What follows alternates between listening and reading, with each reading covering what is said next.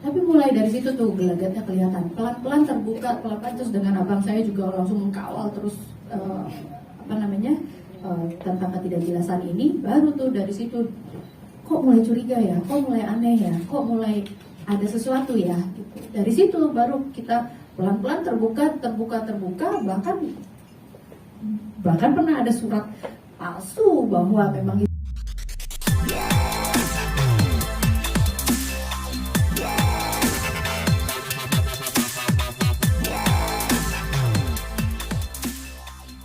dari Riri Kasmita. Dan kembali lagi saya selalu akan menghimbau nama orang tuanya, karena waktu kami mengkonfrontir pertama kali kasus ini, saya ingat sekali betapa ibunya habis-habisan memaki-maki kami sebagai anak-anak yang tidak tahu diri, anak-anak yang tidak tahu berterima kasih karena merasa bahwa anaknya Ibu Nur Hasnisah yang dari Bukit Tinggi katanya menjaga ibu saya setiap hari, istilahnya membantu ibu saya.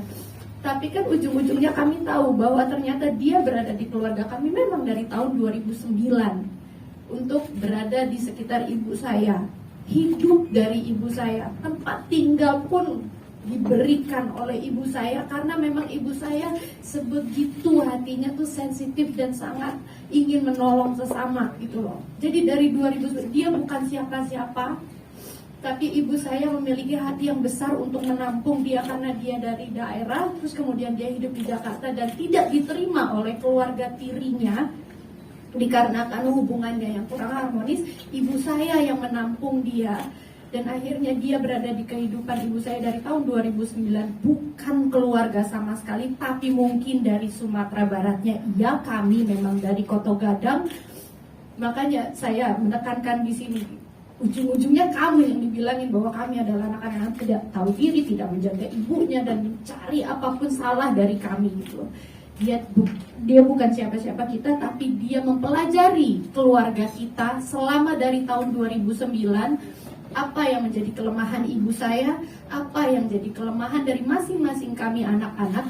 Ya, kelemahan dari kami salah satunya adalah waktu, karena kami kan memiliki kehidupan masing-masing.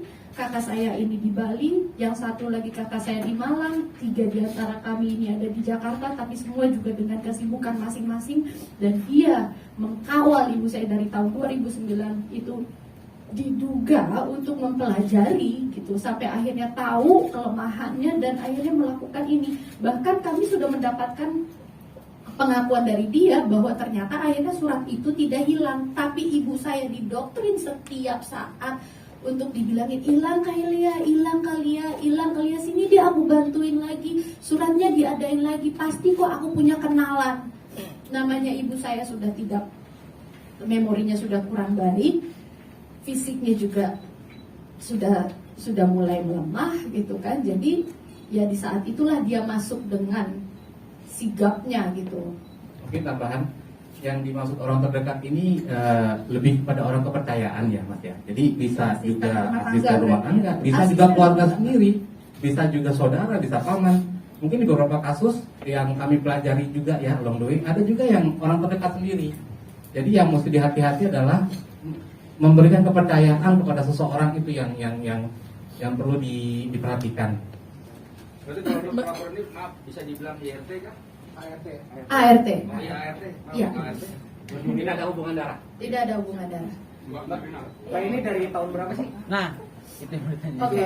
Dari tahun berapa sampai akhirnya? Tahun dari tahun berapa? waktu mengurusnya ini dari tahun 2017 sampai 2019 karena ibu saya meninggalnya tahun 2019. Emang tidak pernah ini Mbak bilang ke anak-anaknya? Pernah. Gitu, sebelumnya gitu. Jadi Pernah. nggak Sebelumnya cuma Cuman kami didoktrin dibilang waktu ini kejadiannya ketika mama saya waktu itu, tahun 2017 itu saya lagi di Shanghai waktu itu kan, bekerja di Shanghai dan ibu saya main ke sana. Jadi waktu itu saya tanya ke mama, mama ini kan sudah berumur, itu surat-surat penting kalau bisa dikasihlah ke salah satu anak-anak supaya disimpanlah gitu kan. Terus mama saya cuma diam aja, dibilang hilang. Saya bilang, hah? Hilang? Apanya hilang? Iya, surat penting semua hilang. Loh kok bisa hilang? Saya bilang, Cuman ibu saya bilang, udah, jangan bikin pikiran mama lebih rumit lagi. Sudah diurus, ada yang ngurus. Itulah kejadiannya. Jadi saya pikir udah sedang diuruskan. Nah 2018 saya balik ke Jakarta. Setelah itu 2019 kan ibu saya meninggal. Nah ketika setelah ibu saya dikuburin tuh saya panggil lah orang yang bilang sedang diurusin, namanya Ridi. Saya tanya, mama saya itu ada hutang nggak? Oh nggak ada bang, nggak ada hutang gitu. Terus saya bilang, kalau nggak salah kan ada beberapa surat tanahnya yang lagi diurus. Oh tenang bang, sedang diurus. Nah udahlah, setelah itu saya pikir sudah selesai kan, saya balik lagi ke Bali. Nah 2019 kan COVID ya terjadi ya. Kebetulan saya juga tidak bekerja lagi waktu itu. Nah karena sudah hampir setahun sejak saya bicara dengan Ridi sampai 2019 itu tidak ada kejelasan, ya kakak saya bilang, abang saya bilang, daripada di Bali lu ngapain sih lu ngapain? Udah urusan mama. Jadi dari situlah kita mulai. Jadi sebenarnya semua ini terkuaknya pada saat ibu saya meninggal gitu kan, baru kita mengajukan pertanyaan-pertanyaan gitu. Katanya, oke, notarisnya yang mana? Kok mama saya meninggal, dia bahkan dulu waktu sebelumnya tuh mama sempat pernah menghimbau bahwa ada surat wasiat. Maksudnya gini, kan kalau misalnya ibu meninggal terus kita kakak beradik itu kan maksudnya lebih baik waktu itu kita udah dengar ada surat wasiat, kita tahu dong dari notarisnya langsung gitu. Ini notarisnya mana ya? Gitu. Ibu saya udah meninggal, masa cuma kirim karangan bunga tapi orangnya tidak datang gitu kan. Mulai dari situ, mulai tanya, aduh bang ini lagi di luar kota, lagi di ini, lagi di itu. Tapi semua pertanyaan jedanya seminggu, 2 minggu kemudian, sebulan, sampai akhirnya kami mulai curiga gitu. Ini ada apa sih? Tadinya awal mulanya hanya ingin kejelasan nih gimana gitu loh. Sampai akhirnya pelan-pelan kami pelajari gitu. Oke, kalau memang ini lagi diurus suratnya, mana bukti dari BPN-nya gitu kan, ada kalau surat lagi di pengurusan segala macam. Tapi mulai dari situ tuh gelagatnya kelihatan, pelan-pelan terbuka, pelan-pelan terus dengan abang saya juga langsung mengkawal terus tentang ketidakjelasan ini. Baru tuh dari situ kok mulai curiga ya, kok mulai aneh ya, kok mulai ada sesuatu ya gitu. Dari situ baru kita pelan-pelan terbuka, bahkan pernah ada surat palsu bahwa memang itu lagi diurus gitu loh. Kita sampai lihat dulu kalau dari BPN kan mestinya harusnya ada ada barcode-nya, kok ini nggak ada. Nah dari situ tuh mulai kebuka, ada whistleblower, ada ini, ada itu, sampai akhirnya sekarang kita hire lawyer gitu karena kami ingin mengerti hukum. Kami juga tidak mau salah secara hukum gitu loh. Jadi ya ini sudah jelas ya, yang bermain itu nggak cuma seorang. Ada pelaku, ada aktor intelektualnya, dan ada supportingnya juga. Jadi ya sudah jelas ini adalah suatu sindikat ya, yang sudah biasa untuk menggelapkan sertifikat ini sudah biasa. Jadi ada satu proses tuh ketika kami bertanya itu seperti yang disebut dari saya.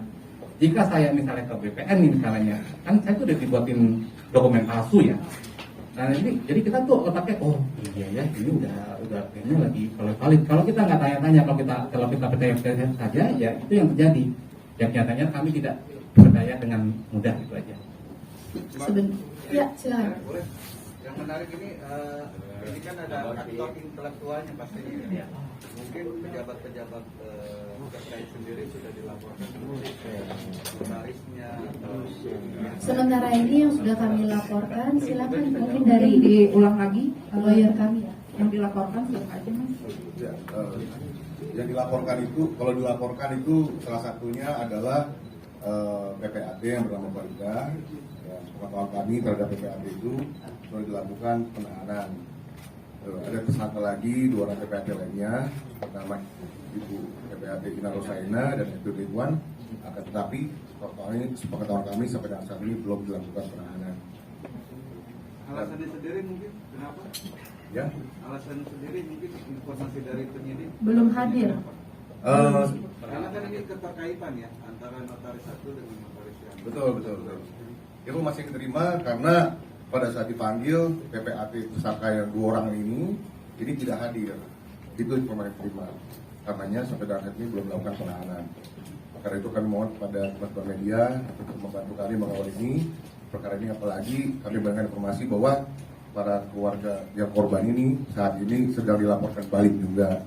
Nah, kami khawatir jangan sampai nanti keluarga Nirina Zubir ini merupakan korban nantinya bahkan sampai jadi tersangka.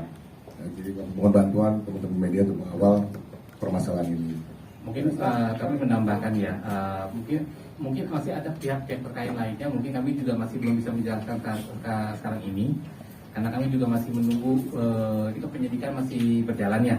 Jadi karena ini kan juga ada kaitannya dengan digadaikan di bank segala macam ya. Jadi ya, pertanyaan tadi itu untuk sementara ini yang sudah kami identify adalah PPAT yang terlibat. Untuk yang lain-lainnya kita masih telusuri. Bang, pesan lagi bang, tadi kan bilang kan semua pelakunya diduga ada 5 orang ya? 5 orang, yang sudah ditahan itu 2? Tiga ini siapa aja selain ART? 3 itu adalah Riri Kasmita yang adalah ART-nya ibu saya, kemudian suaminya, karena kenapa suaminya? Karena surat-surat tanah ibu saya diganti nama atas nama Riri Kasmita dan suaminya Edrianto itu. Dan satu lagi yang memang sudah ditahan dari hasil BAP kemarin adalah notarisnya PPAT atas nama Farida dari wilayah Tangerang.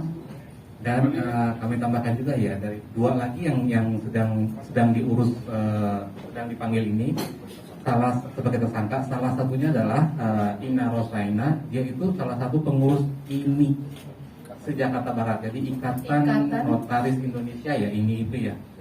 Dan karena dia tuh berhalangan hadir, kami dapat kabar karena dia lagi menghadiri rapat ini itu, jadi belum bisa memenuhi panggilan polisi. Sekali lagi saya tegaskan bahwa yang terlibat di sini 2 orang lagi, salah satunya yang sebentar lagi juga akan di BAP sudah dipanggil sebagai tersangka tapi belum datang, belum menghadiri. Ina Rosaina, dia adalah pengurus dari Ikatan Notaris Indonesia wilayah Jakarta Barat. Ya, itu yang saya tegaskan karena belum hadir memenuhi panggilan. Dan satu lagi adalah Erwin Ridwan. Nirina, mau tahu luas tanah ini berupa tanah kosong kah atau ada bangunannya? Dan nilainya berapa? Kalau boleh tahu kerugian ini. Mungkin dijelasin aja, Mas. Ya, Aset-asetnya apa aja? Oke, ada 6 sertifikat ya. Luasnya sih kurang lebih saya tuh lupa ya, beberapa. Cuman gini, dari 6 sertifikat itu ada 2 yang berupa tanah kosong yang sudah dijual dan sudah oleh pembelian baru itu sudah dibangun. Itu 2. Nah, yang sisanya lagi, yang 4 lagi itu sudah tanah dengan bangunan yang diagunkan. Nominal luas tanah? Ya agak sensitif ya. Tapi sih jangan sampai sekian itu kan. Total kerugian aja kan, total kerugian kan. Kurang lebih 16 M lah. Kurang lebih 17 dari ke-6 bidang tanah atau Jadi 6 aset ini ada yang diagunkan dan ada yang dijual ya? 4 sedang diagunkan di bank, 2 sudah dijual. Ya. Berarti yang nggak selamat 2 ya bang? Yang nggak bisa diselamatkan ini 2 bang? kita belum tentu bilang nggak selamat. Jangan sampai Bukan Jangan sampai nggak selamat. Jadi gini, kan semua itu masih ada hukum ya, masih ada landasan hukum. Jadi kan kita bisa melihat dari penjualan itu prosesnya seperti apa. Kalau emang sesuai dengan prosedur, ya kita tidak bisa melakukan apa-apa lagi. Cuman kalau kita menemukan proses dalam menjualnya itu tidak sesuai dengan prosedur, itu yang bisa kita lawan dari segi hukum ya. Jadi kalau dibilang nggak diselamatkan, sampai sekarang ini kita statusnya masih terbuka semua. Yang kami berharap ya semua balik ke pihak keluarga kami, itu aja. Ke pihak ahli waris. Pak, tadi ada 4, apa 6 ya, sekitar 6 ya? Ya. 6 petak gitu ya. Ya. Total tanah yang tadi semua lahan kosong. Enggak, 2 yang sudah terjual itu lahan kosong. Selebihnya 4 itu lahan dengan bangunan.